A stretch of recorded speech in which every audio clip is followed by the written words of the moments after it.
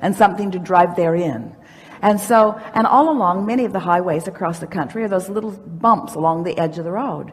And she really enjoys moving along, and every now and again, bump, bump, bump, bump, bump, especially when she was driving the monster bus. It's big, it wants to take up a lot of room. Bump, bump, bump, bump, bump, bump, bump. And she never took it as an indictment of her morality.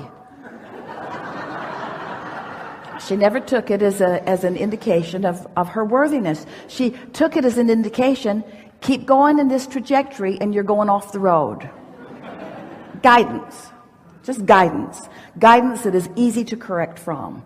And that's what your emotions are. That's even what all manifestations are about. Just guidance to help you to correct the trajectory. But you do it with the power of your mind, and you mold it by caring about the way you feel.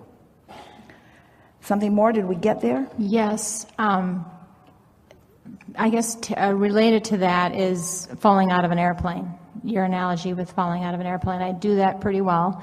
And well, we like that analogy. If you haven't heard it, and if you haven't heard it, where have you been? Because it's the analogy that we use the most. But it's like our physical friends say, Abraham, I have fallen out of an airplane and I have no parachute. What do you suggest I do now?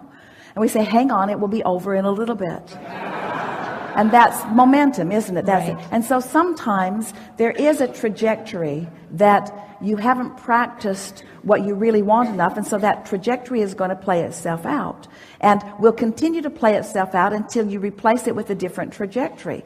But the thing that we so want you to understand is that you don't have to dig down and get to the bottom of those negative trajectories. In fact, there is no bottom. Because the more you try to figure out what's gone wrong, the more the universe will reveal to you more evidence that it is going wrong. Law of attraction is just that way. And so if you will accept that there's no bottom, and so you will stop trying to get to the bottom of it, but instead just take the negative emotion as the indicator, and then at the next best opportunity, reach for a good feeling thought. And what we're saying to you today is, in many cases, not every case, in many cases, the next best opportunity is when you first awaken tomorrow morning. But it's a long time to wait. Yes. But it is the next best opportunity. So once we convinced Esther of that, she didn't want to blow it for the day. Right. In other words, she wanted to get there. She wanted to acknowledge that she was there. And we're not talking about bringing yourself to bouncing off the wall enthusiasm.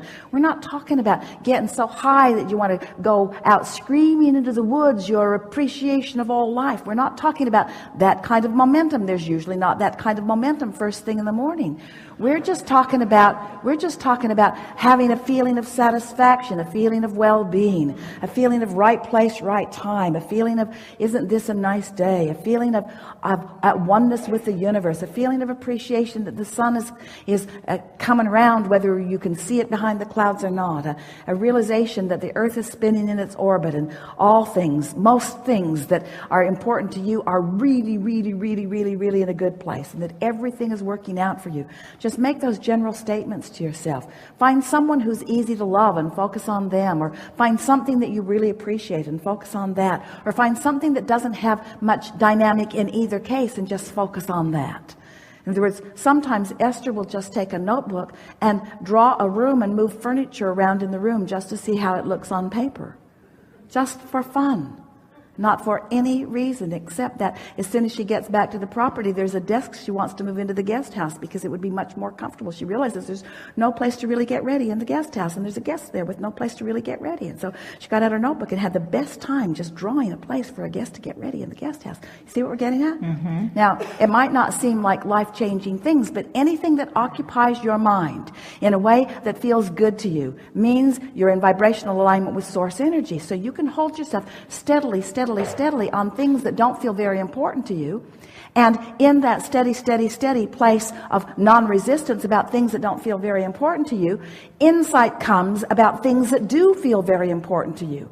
But you can't get to very important things that really feel good to you from an awareness of the very important things that you want are not happening. In other words, there's too much of a vibrational gap, where if you start in the middle, not feeling particularly bad or good, and reach for feelings of satisfaction, as you maintain that sort of momentum, what begins to happen is thoughts begin to flow. And isn't life made up of day-to-day lifetime experiences? Aren't they the conversations? Isn't it the day-to-day movement that makes up the majority of your life? Don't you really want this moment to be one of satisfaction rather than distress? Don't you want this moment to be one of clarity rather than confusion? Don't you want to feel humorous? Don't you want to feel lighthearted about life and about others? Don't you want to feel eager about what you're doing or interested in your day? Don't you want to feel interested in whatever it is that you're watching on television or reading about? Don't you just love the feeling of energy moving? Don't you know those feelings that we're talking about? And we're wanting to remind you that this is Source reading with you, Source watching with you, Source speaking with you, Source creating with you. In other words, you're just not happy doing it alone, and yet you have relegated yourselves to doing it alone because somebody's convinced you that you got to prove your worthiness, which means you got to get off in the corner by yourself and you got to prove what you're made of, which means you got to prove how much you're willing to suffer in order to get to the good stuff. And we say, you don't get to the good stuff through suffering. You get to the good stuff through savoring. You get to the good stuff through reaching for thoughts that feel good to you.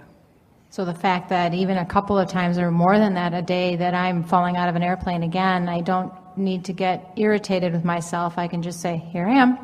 And maybe every time I can catch it a little sooner so that I can maybe not fall all the way down to the ground. Well stated. You just get better and better at this. And as our friend was talking about this being tethered to this high-flying disc, we want you to understand this bungee cord is really resilient. And really, when you think about it, you are eternally tethered to this vibration of well-being. In other words, you just can't separate yourself from it. You are eternally tethered to this vibration of well-being. And so what if you find a thought that doesn't allow you to be there? How are you going to know it? Can you imagine a sculptor taking a big clump of clay and just splatting it on the table and then complaining, well, I thought I'd be better at this. I don't like that at all. Or can you imagine an artist with his first paint and brush sort of trying to make something of it? And don't you want to mold it into place? And so when you begin to consciously and deliberately mold the energy, can't you give yourself, when a child is learning to walk and falls down, you say, get up, you little dummy. Or you don't say that, do you? You expect to be able to find your balance. And that's all we're talking about. Give yourself a break. Chill out. Don't ask yourself to be on the high-flying disc when this is the first time that you've really even focused upon it. It makes sense to you. You're feeling resonance with it, but you haven't been practicing getting there and staying there. You've been practicing observing what anybody's going to show you. And you've been trying to gravitate toward things that feel good. That's why you choose the friends you choose and the programs you watch and the books you read. We know that you are wanting to guide your life. You've just never guided it with this sort of infinitesimal care and attention and understanding. But you've never understood about vibration before. You've never understood about the power of leverage that comes from alignment. And now that you are understanding that, you can't go back. Jerry and Esther used to say quite often, we should change the disclaimer that you sign that lets you know that you're going to be recorded, maybe videotaped, and it might show up somewhere. And by the way, you can't go back. Once you understand that you are vibration, you will never be able to not understand that again, because you felt resonance with your source who has known it and wanted you to know it. And if we've said it in a way that you've heard it, now you know it and you can't go back from that. Now that you know that you are the creator of your own reality, you cannot go back from that. You can never again blame someone else without knowing it's not really your fault. We just rendezvoused on the Henri disc, and here we are together proving to each other where we are vibrationally. That's all that's going on here. It's not an indictment of our soul. It's not an indictment of our cleverness or our clarity. All it means is we just rendezvoused here because that's where we had our tuner tuned to. So here we are, enhancing one another's experience right here where we are.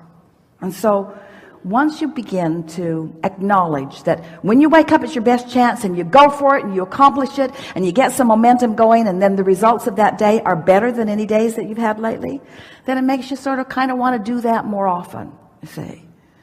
And if you fall off, which you can't really fall off because you're eternally tethered, but if you're dangling down in there and in the yucky stuff, just laugh about it. This is just old stuff that I got going on.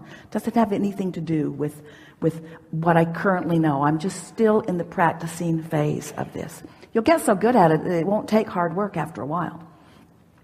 And even though you get really, really, really, really good at it, there's always going to be something that'll take you off, but your resiliency will be the factor that gets better and better and better and better and better. You're never going to reach the place that you can look right at something that you really eternally do not want. You're never going to be able to listen to someone hating out loud and getting you in on the dialogue and not feel the ramifications of that disconnection. You're never going to feel good when you hate. You're never going to feel good when you criticize. You're never going to feel good when you make fun of someone in a negative way. You're never going to feel good when you do that.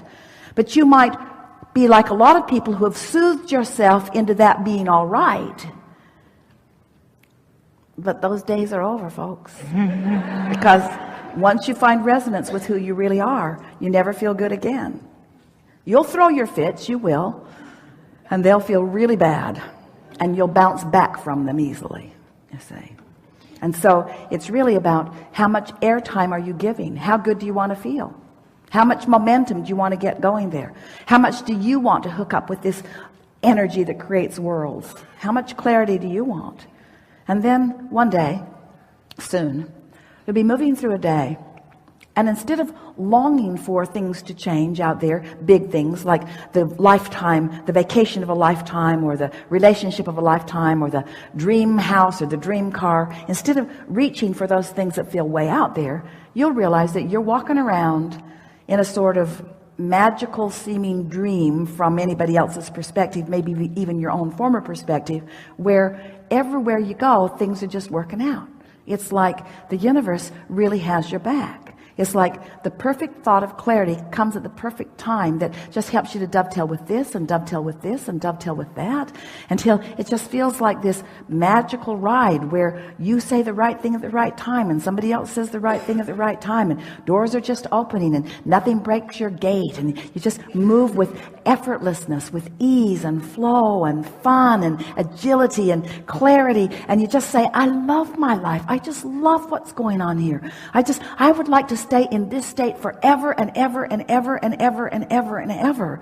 And that's who you are. That's the state you intend to stay in. That's the state that is the most logical. That's the state that has the most momentum. That's the state that is really who you are. And when you begin to sniff that out and practice it and hold it, there will be no turning back for you, you see.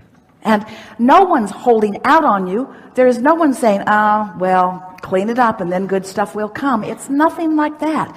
Everything is self-introduced, self-induced, self-created. Everything is. And when you get hold of directing your own mind, then all day, every day, fun. Not just vacation of a lifetime.